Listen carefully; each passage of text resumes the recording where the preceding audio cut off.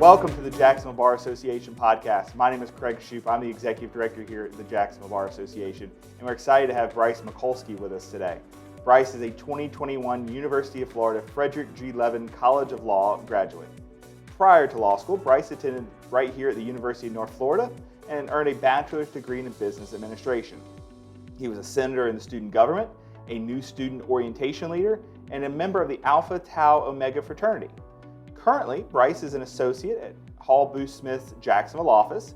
He practices in the areas of aging services, general liability, medical malpractice, and professional malpractice and ethics. At this moment, we do have a quick message from one of our sponsors.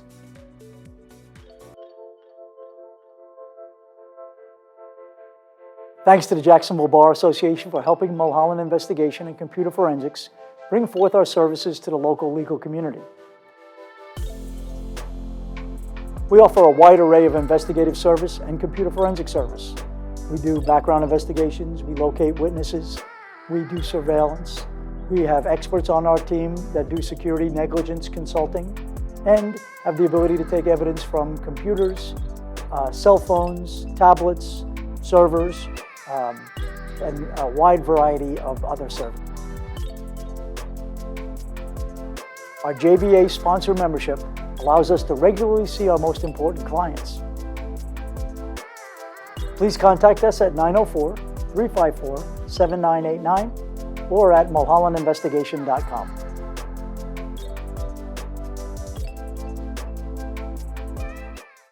We want to say a special thank you again to all of our partners here at the Jacksonville Bar Association. Well, with all that, Bryce, welcome. Glad you're here with us today. Thanks for having me. Excited to be here. So tell us a little about your story and what led you down the path to become a lawyer. Well, it's a good question because, my whole life I wasn't really thinking, let me go do law school. Let me go into the legal profession. Actually, when I started out at University of North Florida, I was a communication major. Then I switched over because I was always kind of good at math. I was like, you know what, let me do accounting. And, more power to the accountants out there. I appreciate them, but I quickly found after my first accounting class that it wasn't for me. So I always wanted to kind of understand business and how money moved, so I did business administration, business management. But I knew that in the long run, I didn't want to do that for a full career. So I talked to my parents, prayed about it, and eventually, my dad said, hey, you've always liked history. Have you ever thought about law school? And, history and law kind of go hand in hand sometimes. So started looking in, researching law schools. And, long story short, I took the LSAT at UNF during my senior year and, bounced around. I went to Mercer for my first year of law school and then was fortunate enough to be able to transfer into UF and finish out. And my first year of practice and couldn't be happier. So I know you're in your first year. Has there been a case or something you've been a part of so far that has really stuck with you this early part of your career?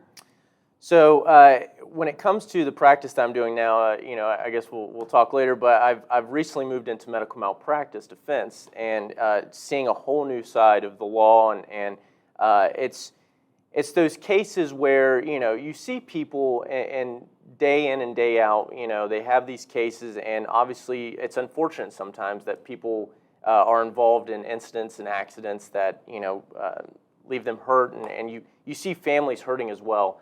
But at the same time, you see professionals, you see the system that's working, and you have to jump in and kind of defend, and you see that in the legal field a lot with no matter what practice that you're doing, medical malpractice, workers' comp, accident, criminal. Those cases, you can't point to exactly a specific one sometimes. It's just the overall experience that you're seeing people that hurt, but at the same time you see that the most was done and they were taken care of, and it's just unfortunate the circumstances. And it's our professional responsibility to uphold the justice and law and to make sure that everybody's getting a fair shake at the end of the day. So you're a young lawyer. What do you think are some tips that new young lawyers coming right out of law school that maybe they didn't learn in law school, but you have learned in this first year of practice? What's some tips you can share with our young lawyers out there? Don't be afraid to learn and ask questions. That's one of the big things that I've taken away, certainly. I mean, I think, especially in law school, but a lot of professionals throughout any industry can attest to, book learning, school learning, it can only give you so much. And when you have a mentor, find a mentor wherever you're working. That is huge. It's very important because then you can kind of have those honest conversations. You can walk through and say, hey, this is what I learned in school, but now I'm in the real world. How's the practice? Let me see the interactions between clients, between professionals. And I really think that's important. And at the same time, too, I highly encourage young professionals, young attorneys especially, to get involved. You come out of law school, you're thinking, oh, I got all this knowledge. I just passed the bar. Thankfully, finally, I'm done with that. And now I'm going to start practicing. And you jump in, you got to do the billable hours. You got to start reading and drafting and all that. But make time to go out and get involved in the local bar association. Meet local professionals. Meet people your age that's in the legal profession, and make friends. It's hugely important early on to get involved and to kind of have that space away from just work. So you've been a very active member of our young lawyers section here in the Jacksonville Bar since you pretty much came to town. What is something from there that you can share with other lawyers, maybe young lawyers and not so young lawyers, about why it's important to be a member of the Jacksonville Bar? Yeah, so I tell this to everybody, but I've really met some of my closest friends from the Bar Association. Just going to the events. I mean, I remember my very first Bar Association event, especially for the young lawyers. We were at the rooftop at Estrella Cocina. I met some friends. We went out. We connected, and then I ended up playing on a dodgeball team, kickball team. And I still stay in close contact with that firm and with friends that I made through that.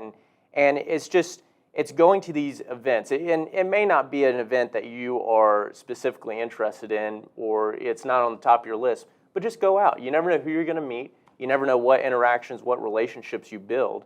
And I know the Bar Association here in Jacksonville, they offer tons of different opportunities to go out and about, from kickball, from luncheons, from you name it, basketball leagues. We've talked about doing a fantasy football league. Just get involved, have fun, and you'll be surprised at who you meet. That's always so true. We've got so many different offerings through the Jacksonville Bar for young lawyers, not so young lawyers, and anybody and everybody. There's always a way to somebody to plug in for sure. That's right. So one of my favorite questions in this series we're doing is about food. I'm a foodie. What are some favorite places you like to have maybe like dinner with your family at here in Jacksonville? I love that question because I think Jacksonville has so much to offer in terms of food. And the most important part, though, is finding those small kind of Jack's local eateries, that maybe a lot of people don't know about. Now, one that I actually had dinner the other night with my family, I'm a big fan of Mojo's Barbecue, especially the Avondale location, so that's my favorite. Mojo number 4. Mojo number 4, yeah, shout out. Yeah, so I really do like Mojo's, but if you're, and with Jacksonville, there's so many different parts and locations. You got San Marco, Avondale, Jacksonville Beach. I tell people whenever they're out at Jacksonville Beach, check out Angie's Subs.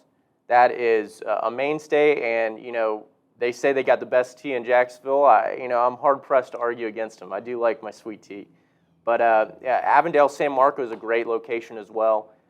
You got plenty of restaurants throughout Jacksonville, and those are some of my 2 favorite spots. However, I know Jacksonville downtown is really building up, and I love to see it. Being born and raised in Jacksonville, seeing this prosper and kind of be revitalized is important to me. So I really do like the Estrella Cocina rooftop. They got great lunch specials and really good food and an amazing view right over. You can see the river. It's fantastic. So just go out and support those local businesses.